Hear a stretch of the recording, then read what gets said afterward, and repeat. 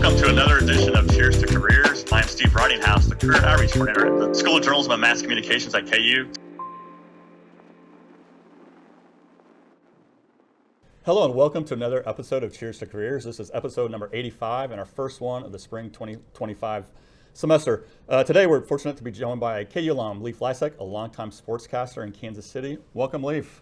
Thank you. Great to be here. Well, thanks for being here. I know you had a long career with KCTV5, Metro Sports, Spectrum Sports. I know you do a lot of work with KU through ESPN Productions.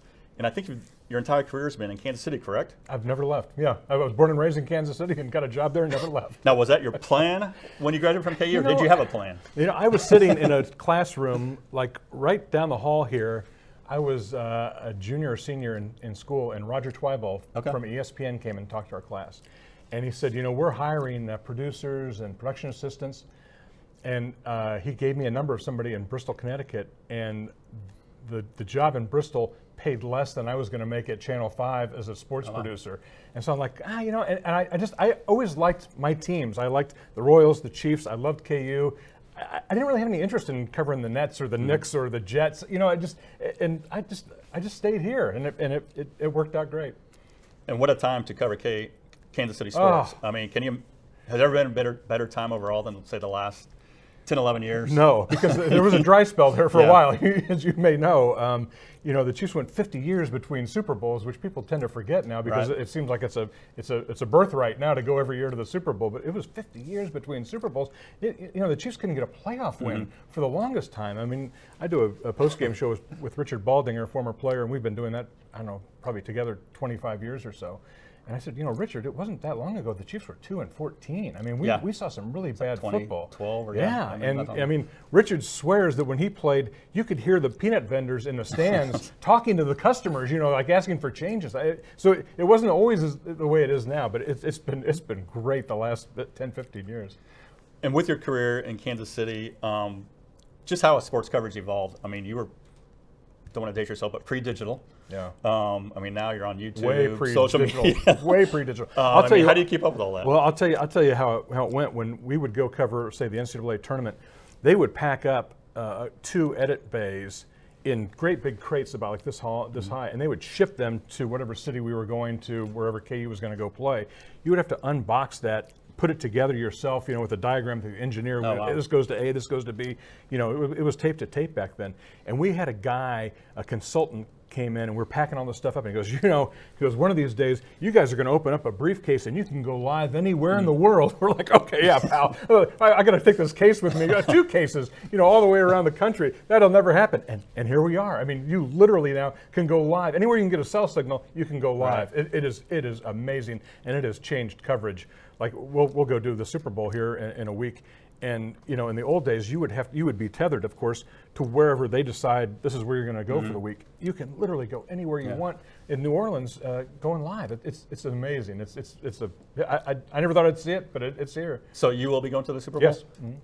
In like what capacity? I mean, are you representing? Yeah. So for Spectrum Sports, we'll do a nightly show all through Super Bowl week, and then we do a post-game show. We've done that post-game show ever since it was Metro Sports, so probably the last 30 years. And so we'll do that from the field at the Super Bowl. And how many trips have you made to the Super Bowl? I've covered them all. So yeah, this will be my this is the Chiefs' 5th.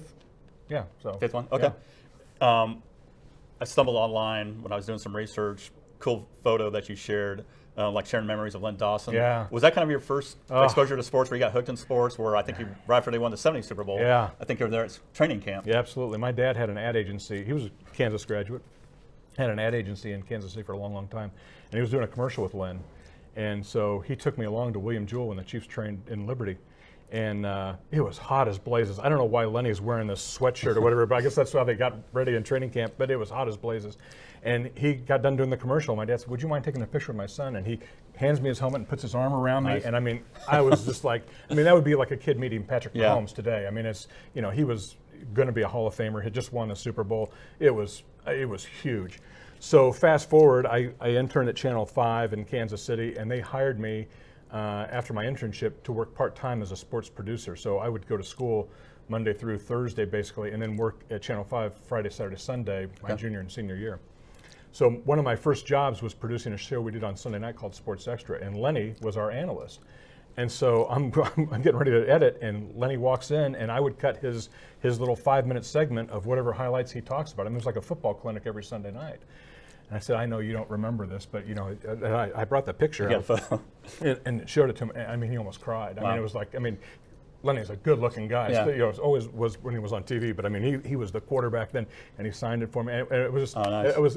it was really special. And I worked with him, and you know, he went to Channel 9 shortly after that, and with him on trips for many years after that. But that was my first big thrill as a kid, and then as a broadcaster to work with Lenny Dawson. That was huge.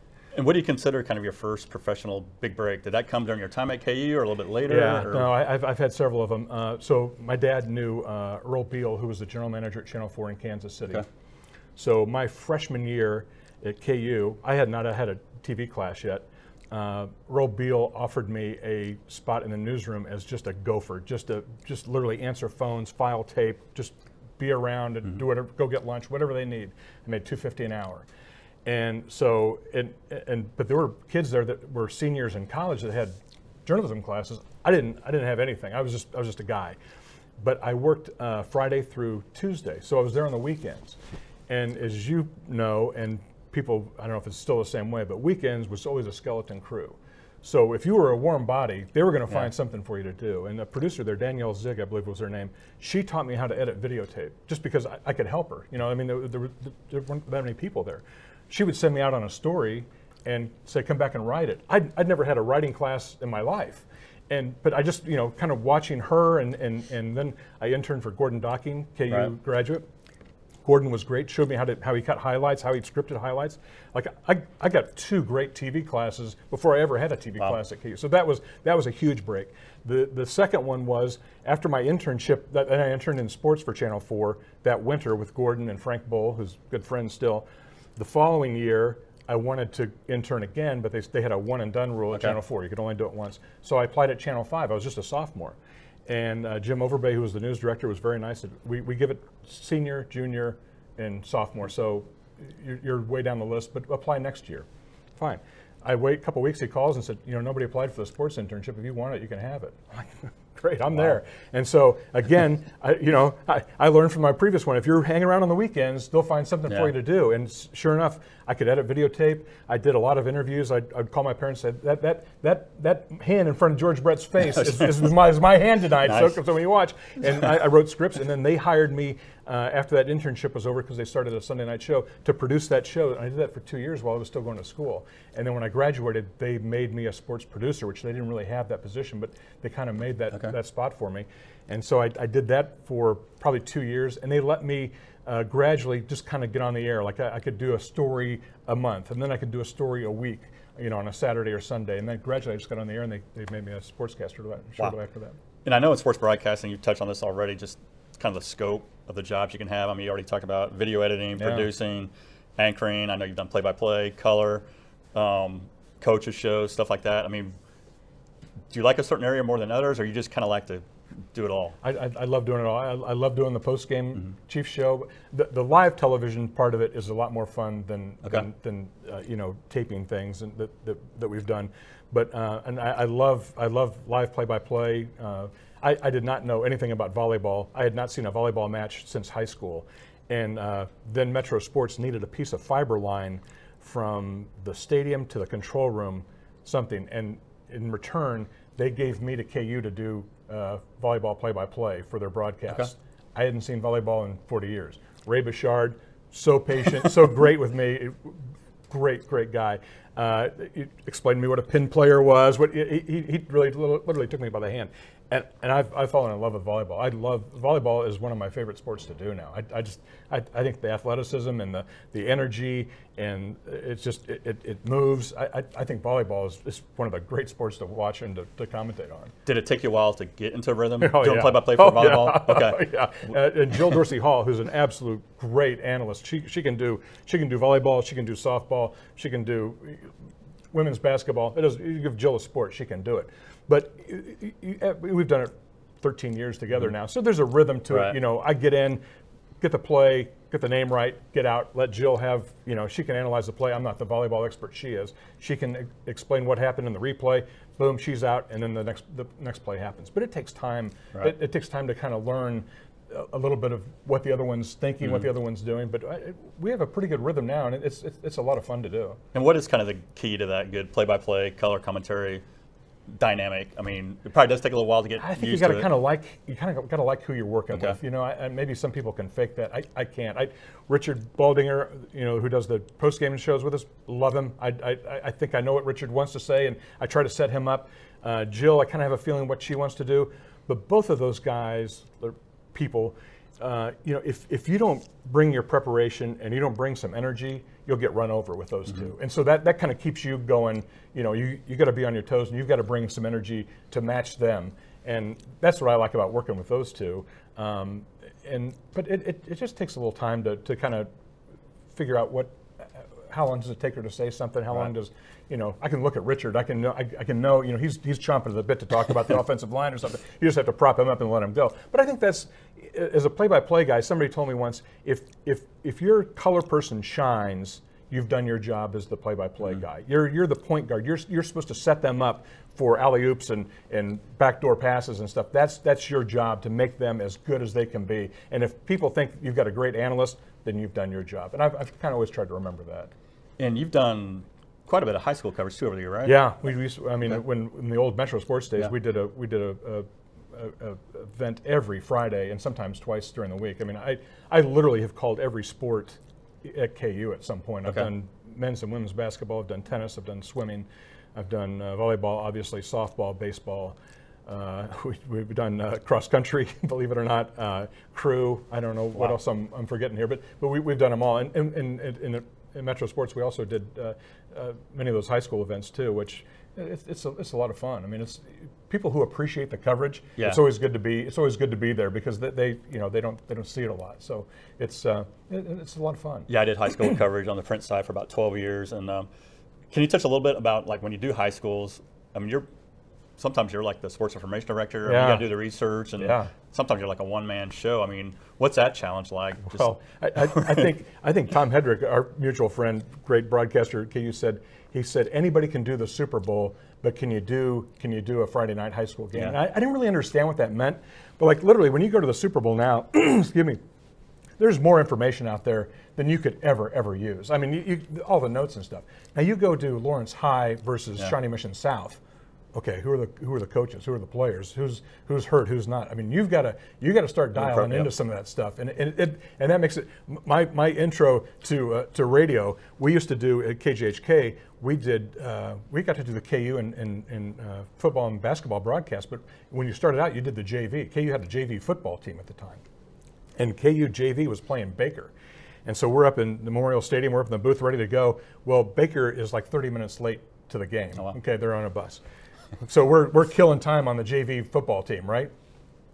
Baker gets off the bus. They're wearing Target jerseys. There isn't a player on that team that has a number on their jersey. I mean, they're just playing a scrimmage basically, and we're trying to broadcast it. Well, now, I mean, if you don't know who the quarterback is, you're not going to know by the number. So just that taught me a really valuable lesson about, okay, you've got stories that you hope that you never have to have. Like, in volleyball, things happen so quick. There aren't very many downtimes where you have to fill time with a story. But JV football, when they're a half hour late, you're going to go to those notes, man, and start thinking. So that's the same way with high school. You've got to, I've found the greatest thing with high school is if you're wearing a shirt that says Metro Sports or whatever broadcaster you're doing, and you're walking through the stands, what do parents like to talk about? They love to talk about their kids, right? And so, are you doing the broadcast? Yeah. What's your name? Oh, what position did your son play? Oh, how long has he been? You get into a parent, and they will give you the down low on the team, who's hurt, who's playing, who's dating whom, and what's going on. And the parents are a great resource when you're doing high school games. I've done PA for football at Wellsville recently, and had a parent come up to me, and she's very polite about it. And he was a transfer, and I mispronounced his name. Yep. She somehow knew I was a PA guy at halftime because I stepped out to get a breath of fresh air, and very polite. And I said, hey, I'm sorry about that. Made sure not to do that again. I know how that goes. And you've also done some radio shows over the year, right? Yeah, I was the sports director at KJHK here for 2 years. That was the start of my radio. And then I've done Johnny Deere Morning Show for the last 22 years in Kansas City. I don't even know that I would call it, it's called Sports in Your Shorts. I'm not even sure that I would call it a sports segment. It's just kind of, it starts off as sports, and then whatever Johnny decides we're going to talk about, it kind of goes down that avenue. So it's, I don't know that it's really a sportscast as much as it is just being a battering ram for Johnny from time to time, or a punching bag. But And it sounds like you do that remotely for the most part. I do that right? remotely. Okay. I've been to the studio literally, I think, in 22 years, I think I've been there 5 times. So yeah, I'm like the last guy in America who has a home phone, a landline, because I need that to do radio. You had mentioned Tom Hedrick a little bit earlier. Yeah. Was he a big influence on your time here? I mean, I know he's well known, and he wrote a book about broadcasting that we still use in broadcasting classes today. I mean, what was that experience like? So Tom was, I was kind of pushing the envelope a little bit. You were supposed to be a junior to take Tom's sportscasting class that was here at KU. I was a sophomore, and I felt like, I'd already had an internship. I'd worked in sports a couple of times, so I'm like, I want to take Tom's sportscasting class. So at that time, you had to take a card to the instructor, and he had to sign off on you taking his class. Okay. And so I find Tom's office in Allen Fieldhouse, and literally when I walked into his office, they had just fired Ted Owens. And so Tom was a little shaken at the time because he and Ted were tight. And so he's like, we just fired Coach Owens. I'm like, oh, wow, okay. I said, I introduced myself. I'm Leif Lisec. I really want to take your class. Leif Lisec, are you a foreign exchange student? And I said, no, I went to Park Hill High School. I'm down the street. And the funny thing is, Tom and my dad knew each other. He knew my dad from the advertising world, so he laughed. He's like, oh, yeah, okay, I remember. And so I signed up for Tom's class, and I took that as a sophomore. And then, you couldn't be at KU and not know Tom, and be around Tom. And then even after I graduated, Tom was doing television in Kansas City. I would see him every week at KU. So I've had a touchstone with Tom forever, really, since I was here. Did you overlap at all with Kevin Harlan? Kevin Harlan was before me. So Kevin Harlan was, I think, a senior when I was a freshman. Okay. But I do know Kevin Harlan. Kevin, at the time, Channel 5 owned KCMO TV and KCMO Radio. Kevin was doing Kansas City Kings basketball like when he was 22 years old. Yeah. He had just graduated. So he worked in radio downstairs. I worked in television upstairs. Okay. And I was a sports producer. So there was a weekend that the sports guys were gone, and Kevin was going to fill in on television from the radio side. So I wrote Kevin's scripts and edited his tape and stuff, and Kevin came up to do TV after he got done doing radio. Okay. So I had met Kevin, I think he had just started doing the Kings back then, but I didn't know him in school, but yeah. And I know you mentioned Ted Owens, so you were definitely a student, kind of exciting time for athletics. I mean, Ted Owens, then Larry Brown arrives, because you probably were here a year or two while he was a coach, right? Yeah. What was that experience like? Did you get to cover that basketball team? And the great thing, I was thinking about this, Larry Brown, Mike Gottfried, who was the head football coach, so we did the broadcasts on KHHK. We did football and basketball, and we would go cover them on a daily basis, just like the beat reporters would. And we would do a little interview with Larry Brown or with Mike Gottfried that would run on our little pregame show. And to their credit, I mean, they would sit down and do a student interview, the week of the game, and talk about all that stuff. I mean, they were absolutely great to cover. And Larry Brown was, it was exciting to be here when Larry Brown came. I mean, and nothing against Ted Owens, but Larry Brown brought an excitement, the sharp ties and the fancy sport coats and the the glasses, and I mean, it kind of became the place to be. Kids would always ask me, did you camp out at KU? I'm like, there was no camping out at that time. I mean, it was like, what time's the game start? What time can you be here? Yeah. Well, you'd show up and the place was, half empty, maybe a quarter empty at the time. Larry Brown came, started late night, and it kind of, Danny Manning arrives, and it just exploded. Because you probably would have been a student here, Danny's freshman year? Yes. So I graduated in '85. Yeah. Yep. I did Danny's, actually, Tom Hedrick project. I did Danny's first interview in Lawrence. I found him at Lawrence High School and interviewed him in the library. Before he started his senior year. Before he started his senior year at Lawrence High School. And I had Tom's class at that time. Tom was, I got a B+ in sportscasting, which my son thinks is hilarious. So I got a B+ in sportscasting. And Tom would always go, 8.8, 8.9, or 88, 89, whatever I did, 8.8, 8.9. So I find Danny Manning at Lawrence High School, right? And Danny Manning was a big deal, even before internet. And Danny Manning was huge that he was coming here.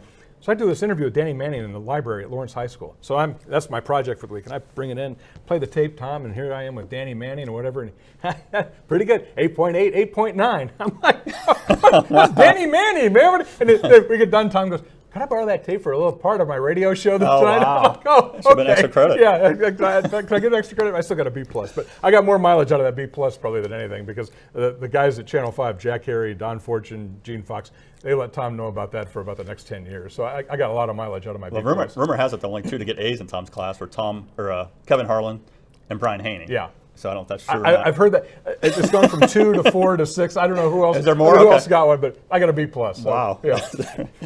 I know you've touched on this already just in discussion. So tips for students who are thinking about broadcasting. Is there any quick tips you'd like to share? You know, I'm such a dinosaur when it comes to social media. Like I don't. It used to be, you know, you'd like I did. You'd go, you know, kind of work on behind the scenes, try to get on the air a little bit, and kind of make your name somewhere. But now with social media, I mean, I don't think you even you don't need a station anymore. You just need a phone. You know, you need like I always go back to. I'm into golf, St. Andrews Golf Club, or a little driving range there in Kansas City, Overland Park. And these kids were always goofing around at night, hitting balls and doing stuff with their phone. And what are these jacklegs doing? Well, it turned out those were the good golf guys. I don't know if you know anything about golf, but good golf has just exploded. These kids are all millionaires now, right. And they were doing stuff on their cell phone, kind of sports related, you know, and it has just exploded and taken off for them. Like I wouldn't have seen that coming. My advice is do as much as you can wherever you can, and like I say, the weekends were a gold mine for me because you had a chance to really do more than you probably should have been doing. In my case. Just because they needed the help, they needed bodies, you know, and they needed somebody to go cover the armadillo race. Hey, I'm there. I'll do the interview. I'll write the script. I'll do whatever you need. And that was just always my. I was just going to try and outwork everybody. I was just whatever you needed to do. I think I worked 63 straight days on my internship at Channel 5. Wow! And because everybody was on vacation in the summertime, you know, and they needed somebody. I'm like, oh, I'm there. I'll do. But and even to this day, it doesn't really feel like work. I mean, it's just I love what I do, and I like the people for the most part that you're around, and it just. I tell my son, I just hope you're lucky enough to find something that you enjoy as much that doesn't feel like day-to-day work, that you don't mind going. I mean, everybody has bad days, and there are tough days sometimes, but just the good days far outweigh the bad days for me. And before I forget, I know you were inducted into Park Hill Alumni Hall of Fame. I saw a little video clip. You seem very humbled by that. I mean, I always think that's a touching thing when your high school does come back to honor you. What was that experience like? Oh, yeah, very humbling, very humbling. And I told the principal, who was Brad Kinchlow, who was a teacher when I was in junior high there. I said, you know, you ought to put a portrait of me like right over the door. Like it ought to be like a 8 by 10 foot portrait of me over the door. And I ought to have say underneath it, they put this guy on TV for 40 years. You can do anything you want. And I truly feel that way. I mean, I'm not a good looking guy. I don't have a great voice, you know, but I somehow made it work, you know. And I hope that every kid, and that was what I tried to tell them. I mean, you're sitting there, anything is possible for you. I mean, the world is wide open for you if you just put a little effort into it and decide. You know, I had teachers tell me after that, they're like, you know, when you were in 8th grade, you told me you were going to be a sportscaster. I know. I just never wanted to do anything else. Right. I was, about 8th grade was the time you figure out, okay, I'm not going to make a living as a professional athlete, right? I'm like on the JV or whatever. I'm not going to. So my dad took me out of school to a Kansas City Kings luncheon. The Kings were an NBA team in Kansas City. I used to love Neil Funk. Neil Funk was the play-by-play guy for the Kansas City Kings. And I would sit on the bench and imitate Neil Funk. I drove my coaches crazy. You know, Scotty from the corner, come! You know, and so my dad said, we're going to go to the Kings luncheon, and Neil Funk is the MC. I'm like, holy cow. So I go, and they're like, you know, write down your question. So I write, Mr. Funk, how do you become a sportscaster or whatever? And so he's reading through the questions. He goes, I'll address this young man's question later. And so he met with me after the luncheon. He had this crazy wild blazer on. He had no socks on. I thought that was the coolest thing ever. I didn't wear socks for like the next 4 years because Neil Funk didn't wear socks in November. You know, I'm like, wow, you can't wear socks as a broadcaster. And so that guy, so I've always tried to remember, you know, somebody took a little time for me and tried to encourage me. And if I've done anything, I've always tried to do that too. Nice. Well, before you go, I always like to close with a quick Fast Five. Sure. Kind of sports theme related. So you are going to Super Bowl 59. Yep. What's your Super Bowl prediction in New Orleans? Oh, Chiefs will win. Chiefs will win by a touchdown, I think. Touchdown, okay. Yeah. How many total Super Bowls will the Chiefs win with Patrick Mahomes at quarterback? He's already got, what, 3? Yeah, okay. going for 4. Will he beat Tom Brady? I'm going to say 7. Ooh, okay, 7. Last year, your volleyball broadcasting partner, Jill Dorsey Hall, Yep. was sitting right there, and I asked her who would win a race between her and Leif Lisec. Okay, volleyball court, I think, 59 feet in length. She said she could beat so me down running and backwards, I think is what she said. Is that what she said? Backwards and in heels, I think. No, I don't know if she said that. But would it be close? Jill didn't think it would be close if you go down and back. It's about a 40-meter I'm going to say I'd beat her if she's running backwards. I have no chance if it's going forward. I have no chance. Okay. Backwards, I'm saying I'm taking her down. But you'd be running forwards. I'm running forward. Okay, She's running okay, backwards. okay. Was that the Yeah. bet? I think that's what she said. Okay. Yeah. I think that's what and she she can wear said. sneakers if she wants to. But yeah. Who's on your KC Sports Mount Rushmore? Oh man. And you can use athletes, coaches, Yeah. broadcasters, or owners. You got Boy. 4 that come to mind? Yeah. Okay. So even though he's been surpassed by Patrick Mahomes, Len Dawson Yeah. is always going to be on my Mount Rushmore. George Brett. Yep. Always going to be there. Bill Self I've always enjoyed covering him. He's been great to me. He's to me is the gold standard of the way coaches should treat the media and the way they handle the media. I think he just, let alone the 2 national championships, but just the way he handles himself. He's on my Mount Rushmore. You got to. God, I'm a golf guy. I got to put Tom Watson up there. yep. So I only get 4. Huh? Can I squeeze him? Can I squeeze him Mahomes and Andy Reid on the sides there, kind of on the. Yeah, I mean, I think for a long time it was. I mean, before Mahomes. Yeah.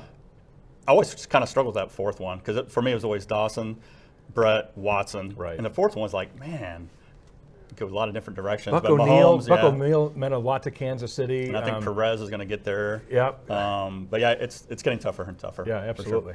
So last question. I know you like to golf, and I think you have 2 hole-in-ones. I do. What is kind of your dream course to play? One course that you have not played nationally, internationally that you'd love to play? Man, I've had the good fortune to play. I've played Pebble Beach a couple times. Nice. I've never played Augusta National. I think if I could go to Augusta National and play with my son, oh, that'd be awesome. That'd be cool. Have to enter one of those par 3. Don't they still do that before the Masters? They have like a little par 3 tournament. So if you cover, I don't know if it's still this way, but if you cover the Masters, you put your name into a lottery, and on Monday you get to play. The course. Nice. And Zach Klein, who used to work at Channel 4 in Kansas City, is now an anchor in Atlanta. He got his name pulled, I think, a year or 2 ago, and got to play the Monday after the Masters. Wow. That would be fun. pretty special. So I'm kind of trying to push to cover a Masters just on the off chance that maybe my luck they would pull my name. I wouldn't have shoes or clubs or anything there. I'd have to figure that out. But that would be a dream. Well, Leif, hey, I appreciate your time. Absolutely. It's been fun to follow your career for much. 40 years. I've been pretty much in Northeast Kansas. Yeah. Most of my life. So I always like to say cheers and thanks for being here. Thank you.